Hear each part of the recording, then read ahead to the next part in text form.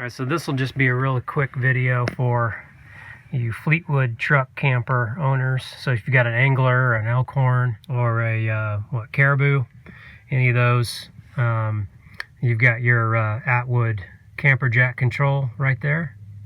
And this is your remote. You've got the all jacks, extend and retract button, and then individual driver and passenger front and rear extend and retract. It's a pretty good remote. I've never had any problems with it. The only thing I don't like is you do have to flip this little switch to activate it, and it doesn't seem to stay on for very long. It well, you'll have to come and you know, reactivate the jack system after, I think it's 2 minutes of inactivity. So if you're not running the jacks up and down, it's just so you don't run your battery down. But anyway, that's kind of one bummer thing about it, because sometimes I'm you know, running the jacks up, and I'm sitting in the truck, or I'm backing in, and then everything's inactive, and then I have to climb back up in here when it's extended all the way. And it's a little frightening when this thing's up on 4 legs, extended all the way out.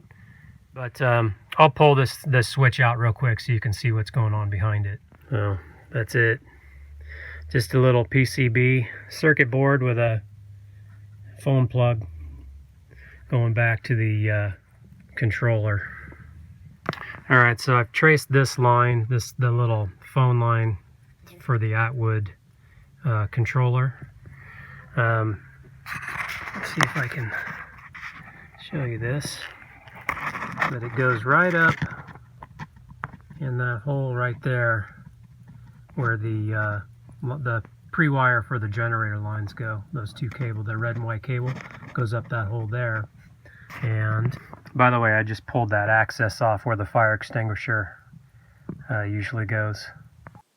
Alright, so this little cubby here under the stove is where the Atwood controller is. Let me get in there so you can see it a little bit tighter. But that's where all the wires come in. And you've got your lines coming in, and they're all labeled there. So you've got your driver front, passenger front, driver rear, passenger rear. Everything's labeled right there, so it's really easy as far as lining them up. And then you've got your 2, that red and white there, that's your power coming in. And this little cable right here, that's just the antenna for the remote control. So this little guy over here turns on, it activates the remote and the camper jacks, and then everything under here is what makes it all work. So that antenna is what your remote is sending to. So if you're having a problem with maybe the remote not working properly, check that little antenna. So that's the Happi-Jac controller for the slide out room. And then this is where the drawer goes. I've pulled that drawer out just so you can see the module. Right there inside the drawer on the wall is the HappiJac Module, and that's a little reset, a 10 amp breaker, resettable breaker, so it's an automatic reset breaker. In other words, if you're running your slide out and it's you know, overloading, or if your batteries are low or something like that, it'll trip that breaker and reset. It's self-resetting, so it'll just reset on its own.